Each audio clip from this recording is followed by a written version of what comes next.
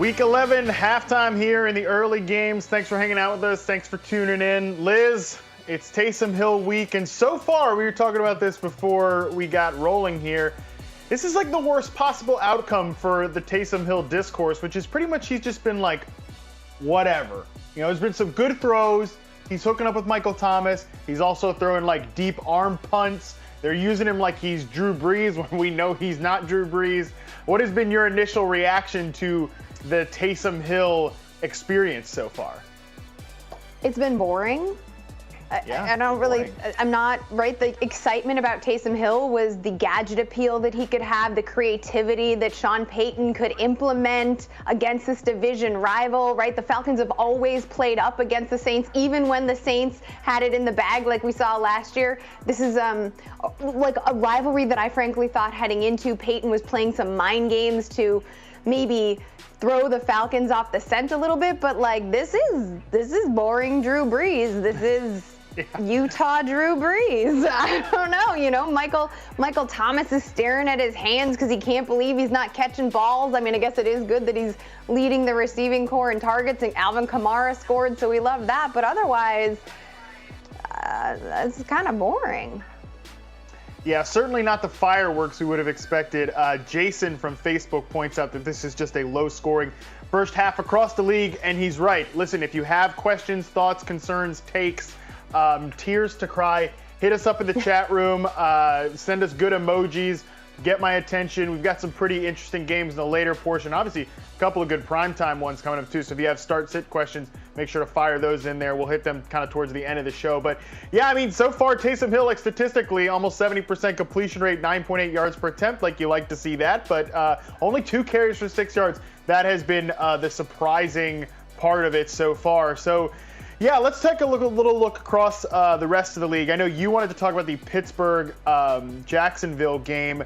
Look, first reaction, right as we're coming into halftime here, I saw Ben Roethlisberger throw just wobble and duck down there. We've gotten a couple of Big Ben turnovers on those type of throws, but so far, Pittsburgh's offense is relatively on schedule, 17-3 over the Jacksonville Jaguars. Jake Luton, kind of a mess in this one, under 40% completion rate, 2 interceptions. I know they're trying to get this run game going in Pittsburgh to some good, some bad results so far. Yeah, I mean, heading into this week, when asked about his undefeated squad, Mike Tomlin noted that the run game hasn't been perfect, right? He's like, this is the part of the offense that really needs to get going. So there's an emphasis, and obviously the matchup against Jacksonville would make this a nice rebound spot for James Conner, who at least from an efficiency standpoint is doing better than he had been previously. He had a couple, actually 3 down efforts, but he found the end zone against Baltimore, so I think it was a little bit hidden from a fantasy perspective because he saved his stat line with those 6 points. But, you know, it's Benny Snell who finds the end zone. That's fine. I don't mind seeing James Conner rip off a 25-yard run, right? Like, I want to see some of that going. And I also think I'm not particularly surprised that Ben has been off in this one because we've just seen the Steelers play down to their level of competition. You mentioned Luton struggling. This is a road game for the Steelers. Chase Claypool continues to see those downfield targets, even the ones that don't get to him. And Deontay Johnson continues to be the team's wide receiver 1, netting the most targets. So I think we know what we're getting here. And I'm also appreciating, though, the benefit that Conner is starting to turn the engine over a little bit. Yeah, Johnson, 10 targets in the first half. A couple of great catches from him. One really spectacular one right near the goal line. He's a stud. He's been awesome. I still think he's the best receiver on this roster. Claypool, I think, is clearly the second, or like it's one of those two as your first, second. Yeah. Juju, on his birthday, too. I mean, he's gotten to blow out the candles in the celebration for someone else's touchdown. This is where we're at with Juju Smith-Schuster. 2 catches for 6 yards on 3 targets. James Conner has 2 catches for 12 targets. 2 catches for 12 yards, excuse me. I think this is interesting with Conner. What's your theory on why things have sort of slowed down? Because I feel like I could galaxy brain this and say that, like, oh, maybe they're trying to save James Conner a little bit because they're undefeated. They're clearly going to the playoffs. He's a guy who's been known to suffer some injuries. But at the same time, it's not like during this down stretch that he had, they really used like many other running backs. You know, he was still playing on almost 70% of the snaps. So maybe that doesn't make any sense, and maybe it's just he had a couple bad games in a row. Well, I think part of it is matchup. I think game flow 2 weeks ago kind of phased him out. I think that there might be an effort to, quote, save him, but also, you know, we're talking so much about Jameis Winston, and the thing, I know we're not talking about Jameis Winston here, but like the thing about Jameis Winston is that he can't help himself, and the thing about Mike Tomlin and the Steelers squad is that they can't help themselves. So there might be like a back of their mind effort to save because of the durability concerns that you noted, Connor, here. But like at the end of the day, Mike Tomlin is what he is, and he can't help himself. So he's going to use him, and then there's a goal line. Let's just figure it out here. And all of those galaxy brain, I love that term, ideas are great until the game starts, and then you got to do what you got to do. Yeah, exactly, right? Like, I think that things are going to be fine for James Conner. And yeah, you're right. The Steelers, they absolutely cannot help themselves. They have to do this no matter who's on the roster. It's just the Mike Tomlin experience. But hey, it's working out for them so far in here 2020. Luckily, Jake Luton is cooperating here, letting them, you know, play down to the competition, but still coasting here to a pretty easy win. If you guys are in the chat room, if you got good questions for the upcoming games, fire away, hit us now, let us know what you need. If you've got a start-sit question that involves Justin Jefferson, hopefully you watched FFL this morning, and I answered that one. I still had somebody ask me in my mentions afterwards, should I start Justin Jefferson or Naheem Hines? Play Justin Jefferson. Stop asking me these questions. That's too much. But if you do have questions, like I said, emojis, hit him up in the chat room. Let's talk about a game that actually is relatively high scoring here in Week 11. Houston 21 over the Patriots at 10. I feel like because the Texans are so far out of relevancy, they're so far removed from like anything that we should care about when it comes to the playoff picture. Like once Bill O'Brien got fired, it's like, okay, we don't have to care about the Texans anymore. There's really nothing interesting to talk about, except for the fact that Deshaun Watson is he like he's like the second best quarterback in the AFC this year. It's been gone under noticed and underappreciated how good he's been. He's been awesome in this first half. 78% completion rate, 10.5 yards per attempt, 2 touchdowns through the air, 1 touchdown on the ground when he looked like Cam Newton on the other side, trucking a couple guys to get into the end zone. Like I said, it's just too bad that it's kind of gone under the radar. What an awesome season that Watson is having, because if the Texans were any good in any other phase, Liz, I mean, they're trying to establish the run with Duke Johnson on the early downs. Give me a frickin' break. Their defense still stinks. We'd be talking about Deshaun Watson as one of the best players in the league, but we're just not having that conversation.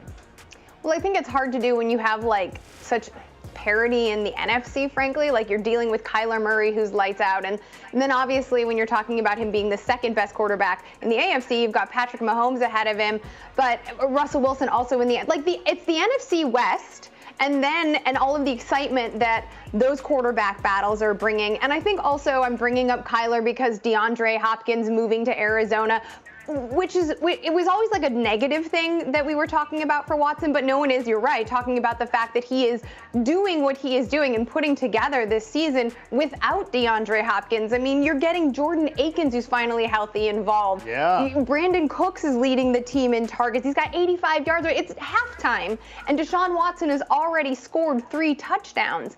I 100% agree with you, and it is, for daily fantasy, particularly mind-scratching or head-scratching to see that Watson is like relatively lower priced.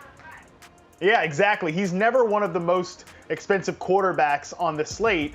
And I made this point a few months ago, like because their defense is so bad, they're such a great team to stack against too. Like if you just play Watson and you don't even try to, play the guessing game of is it Will Fuller, Brandon Cooks, is it everybody? Who's to say? I love that we got Akins involved here too. 77 yards is a career high for Jordan Akins in terms of receiving. This is a big spot for him. He's a guy who should step up a little more going forward. On the other side of the ball, the Patriots been about what we expected. Damian Harris got into the box early, 8 carries, 39 yards, and a touchdown for him. Passing the ball, it's been a bit hit or miss. But Jacoby Myers does have a big 20-yard catch that came on a trick play. James White, sneaky involved again at 43 yards receiving. That is the team high. So Patriots could, they could get a little more spicy in the second half. We'll see.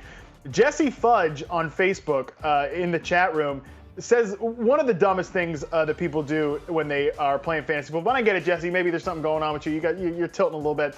That's fine. But I hate when people say, he says, screw everyone who told me to sit Mike Davis for Adam Thielen. I realize that Mike Davis has more points than Adam Thielen, but Adam Thielen hasn't played yet.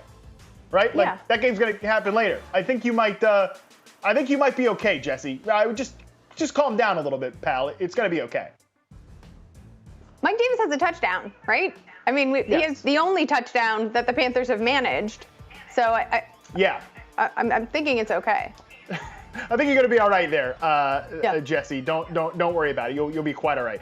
But I think it's interesting too that this Panthers game, PJ Walker's been a little hit or miss. They've gone on some drives, but he's missed some reads. He's missed some throws. The broadcast has done a pretty good job of like highlighting when he should have taken this throw, but he made that throw. Maybe a little bit nitpicky there in the guy's first start, but I think they're moving the offense pretty well there in Carolina with PJ Walker. Did make just a back-breaking mistake getting picked off in the end zone, but overall has looked okay as a caretaker of this offense. Bob from Facebook asks us, Michael Pittman, Tim Patrick, or Amari Cooper, and sends in some lovely pretzel, burger, taco, beer emojis. I mean, come on, this is a great combination. That's a great slate right there. I wish that's what I was eating this afternoon instead of trying to diet and prep for Thanksgiving. Give me a break. Liz, before I talk about too much food, Michael Pittman, Tim Patrick, or Amari Cooper, which one are you playing out of these three? Oh, you know how much I love Michael Pittman. I've been high on him since before the season even started, and I highlighted him in FFL, but I think I am going to have to lean Amari Cooper. I think that this Minnesota, I talked about this with Dalton on our podcast, I think this Minnesota-Dallas game is intriguing. Everyone's forgotten about Dallas. They're coming off of a bye, all of the injuries, Andy Dalton on COVID. Like, he's had time, though. This is an opportunity, and it's not like the NFC East is particularly competitive. So I feel like Amari Cooper could find his way in this one, and I would take the over on this one overall. Yeah, no, I agree with you. This looks like a pretty fun fantasy game. Mm-hmm. And like, if we have to rank here, because Anthony asked us this on Facebook, if you for whatever reason have Adam Thielen and Justin Jefferson on your team, is there any sort of lean you have to which one you would prefer? I mean, I think Jefferson's been getting most of the deep volume, but Thielen has still been the guy in scoring area. He had 2 touchdowns last week against the Bears. Is there any lean you have between one or the other there?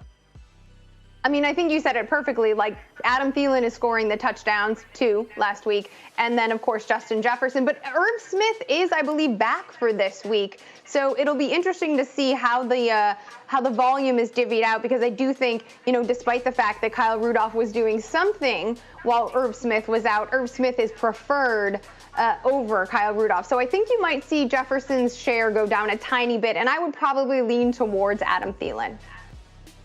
Yeah, I think that's fair. I don't think you can really go wrong with either one of these guys, and I think if you want to just go with the player who's been getting more of that scoring area love, totally understand going to Adam Thielen there. All right, here's a question we didn't think we'd have to be. I remember August when it was like Clyde Edwards-Helaire, 6th overall pick, and obviously the logic there at that time was great. But here, at this point in the year, because of where we are, because of many different reasons, Andrew Joseph on Facebook asked, Clyde Edwards-Helaire or, wait for it, Kalen Ballage. It's a PPR league. Which one should he start? Kalen Ballage or Clyde Edwards-Helaire? Oh my God! I'm gonna go with CEH. I would go with CH too. I will say though, in this guy's defense, I do have Kalen Ballage fearlessly forecasted for like 100 scrimmage yards. So I understand it, but I also feel like we didn't talk much about this, and I think it's one of the most intriguing matchups in this week's slate, the Las Vegas-Kansas City game, because obviously the only game that Kansas City has dropped was to Vegas, and there's like even beef between the bus drivers in this one. Like, this is not just your regular division competition, right? There's a lot of bad blood here. I think that Patrick Mahomes, the question is like, is he going to show off? Is he going to throw for 350 yards? Because we know he can. Or is he going to come back, do some business, and then just like try to get the game done fast, right? Like, lean on the run and let it happen. I think that Clyde Edwards-Helaire, this is an opportunity to get him more involved and to stop with so much of this split backfield stuff. And so I feel like Clyde Edwards-Helaire might have a pretty good line this week, and the team might lean a little bit more on him than regular, just to get it over with, get back on that bus and the preferred driver, and head yourself back to Arrowhead. Love that call. I think that's probably what's going to happen here. I have to start Kalen Ballage in the league myself, so I feel you on this one, man. Last thing here. Hey, look, if you were looking for some of all these exciting playmakers back for the Eagles, how's Carson Wentz going to work with them? He just threw a touchdown to Richard Rodgers, sick. That's what people were looking for on a busted coverage against the Cleveland Browns. So there is that. Final thoughts here, Liz, before we get out of here. The Ravens have just started up their second half against the Titans. The Titans have the ball. Ravens, though, still looking disjointed on offense. I mean, we've got Tony Romo out here breaking down why they should just throw it up to Des Bryant in the red zone like it's back when you were playing, Tony. Des, it's been some time. I think they might need to find a few more answers than just how can I throw it up to Des Bryant in the red zone. But, Liz, do you expect at this point, is this just it is what it is with the Ravens, or is any relief coming? You know, I have to say, there are moments in this game where you're seeing that passing game start to click. I'm talking particularly about the dime that Lamar threw to Mark Andrews at the top of the second quarter, I want to say it was, and then followed it up with another pass, of course, to the fullback, which doesn't help anybody. But I thought, oh, here it is. Here's the momentum. It's going to start happening. This is it, right? We keep saying it every week. This is the moment it has to happen. I don't know. I don't know. I don't think we can I can't safely say, yep, this is the moment. I will say, however, that I am pleased to see an emphasis being put on it and Andrews highlighted in this way. And also there seems to be a little bit of lean in the backfield, which is something that we've been waiting for. J.K. Dobbins does, at least in this effort, seem to be taking the initiative. And I just also want to say that Joe Burrow is on target for 60 pass attempts this game. He's going to throw the ball 60 dang times. It's the same division, not the same team, but I just had to throw it out before we left. Yeah, Joe Burrow at some point is going to need to rest that arm up, rest that back up, because he's been thrown into the ground plenty of times. He's been throwing the ball plenty of times. Joe Burrow doing a lot here in his rookie year. John Bunting in the chat room says, no questions, just happy to see you guys at halftime. Well, John, we're happy to see you too, but we're going to leave now. It's been great to see you, John. It's been great to see you, Liz. Thanks for hanging out with me here during the Week 11 halftime. Good luck to all your fake teams out there. We've got a fun slate of games in the afternoon. We've got the newly haircutted Justin Herbert against the Jets. We've got the Colts and the Packers. We've got the Vikings, Cowboys, and two great primetime games to wrap up Week 11. Gonna be a fun one. Good luck to you all out there.